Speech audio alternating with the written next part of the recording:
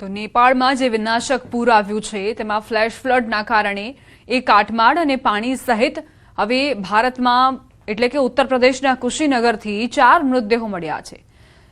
જો કે આ તરફ નેપાળમાં ટ્રિપલ અટેક એટલા માટે કહી રહ્યા છે કારણ કે વિનાશક પૂરના કારણે લોકોના ઘરો તબાહ થઈ ગયા છે, લોકોના મોતના પણ સમાચાર છે અને એવામાં ચીનમાં ભૂકંપના કારણે આ જે પૂરની તબાહી છે તે વધુ વિનાશક રૂપ ધારણ કરી શકે છે અને એક ડેમ પણ તૂટ્યા હોવાના સમાચાર પ્રાપ્ત થયા છે, જેના કારણે આ જે પૂરનો ખતરો અત્યાર સુધી હતો અને પૂરના પાણી જે જતા રહ્યા ફરી એક વખત એ બીજા પાણી પણ આવી શકે છે કારણ કે ડેમ તૂટ્યો છે।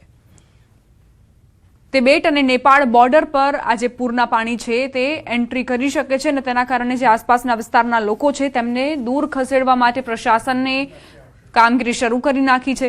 જો કે અહીં સૌથી મોટો પડકાર છે બચાવ અને રાહત ટીમ માટે, કેમ કે અત્યાર સુધી જે કામગીરી કરવામાં આવી રહી હતી કાટમાળ હટાવવાની અને અંદર જે પણ લોકો હતા જેઓ જીવતા હોવાની આશા ખૂબ જ ઓછી છે, પરંતુ અત્યારે પ્રશાસનની એ જ પ્રાથમિકતા છે કે એ લોકોને બહાર કાઢવામાં આવે, પરંતુ હવે 2 દિવસનો સમય વીત્યો છે એટલે એ આશા પણ ક્યાંક નબળી પુરવાર થઈ રહી છે અને હવે આ પૂર અને ભૂકંપે હજુ પણ સમસ્યાઓ અને પડકારોમાં વધારો કર્યો છે।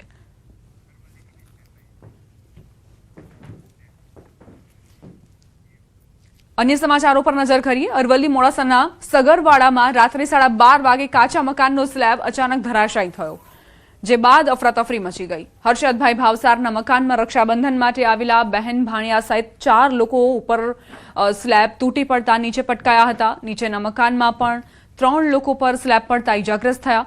સદનસીબે મોટી જાનહાની ટળી, જો કે લોકોને નાની મોટી ઈજાઓ પહોંચી છે। रात्रि 12:30 कलाके छत धराशायी थता 4 मेहमान ऊपर आवेला था ते सुता नीचे આવી ગયા હતા, તો એમને ઈજાગ્રસ્ત થોડા ઓછા વધી વાગેલું છે। અમને થોડી ખબર પડતા અમે ખસી ગયા હતા, અમને પણ થોડી ઈજા થયેલ છે। અરવલ્લીથી સમાચાર। વધુ એક વીજકર્મીને કરંટ લાગ્યો। કરંટ લાગતા વીજકર્મી નીચે પટકાયો। વીજકર્મીને સારવાર અર્થે હોસ્પિટલમાં ખસેડાયો। 11 કેવી લાઇન પર કામ દરમિયાન કરંટ લાગ્યો। મેઘરજના પટેલ છાપરા ગામની ઘટના વીજકર્મીઓની સુરક્ષાને લઈને સવાલો ઉઠ્યા છે। એક અઠવાડિયામાં કરંટ લાગવાની બીજી ઘટના બની છે।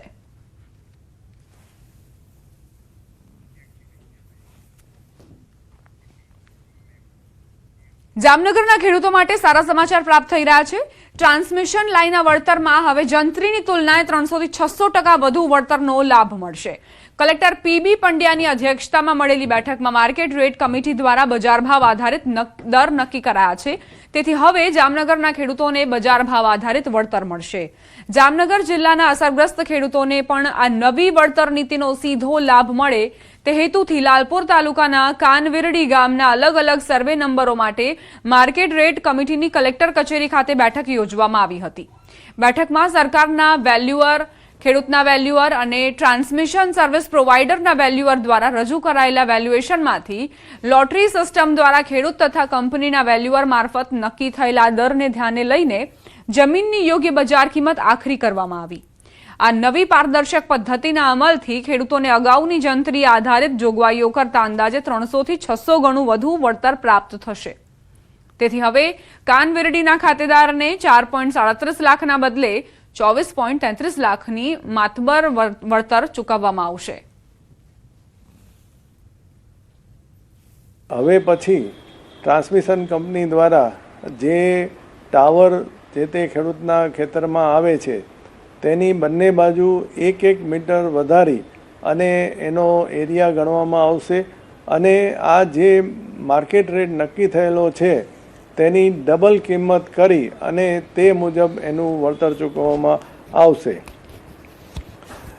જે સર્વે નંબર 109 નું ઉદાહરણ લઈએ તો 2011 મુજબના પ્રતિ ચોરસ મીટરના જંત્રી મુજબના ભાવ ₹43ની સામે માર્કેટ રેટ કમિટીમાં પ્રતિ ચોરસ મીટરના ₹885 નક્કી થતાં આ ખાતેદારને અગાઉ ₹4,37,699 વળતર મળવાપાત્ર હતું, જે હવે માર્કેટ રેટ મુજબ ₹24,33,348 મળવાપાત્ર થયેલ છે।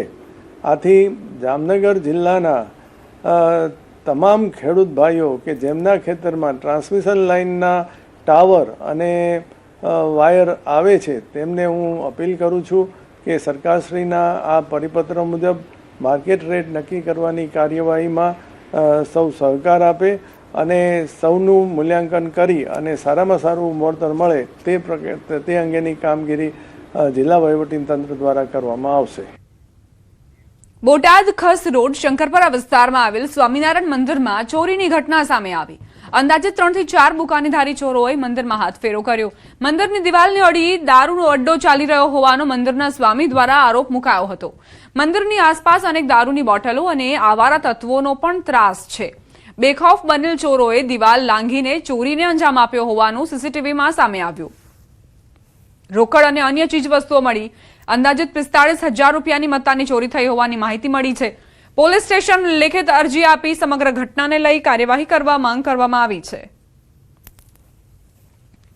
અહીંયા રાત્રિએ 10:30 વાગ્યે ચોર લોકો આવ્યા હતા અને હું અને અમારા એક હરિભગત બે ઘનશ્યામભાઈ અમે બે અંદર સૂતા હતા અને અંદરથી અમને તો બહારથી એ લોકો બંધ કરી દીધા અને પછી એને દરવાજો તોડ્યો, ગલ્લો તોડ્યો. ત્યારે હું જાગી ગયો અને પછી બધા હરિભક્તોને બોલાવ્યા.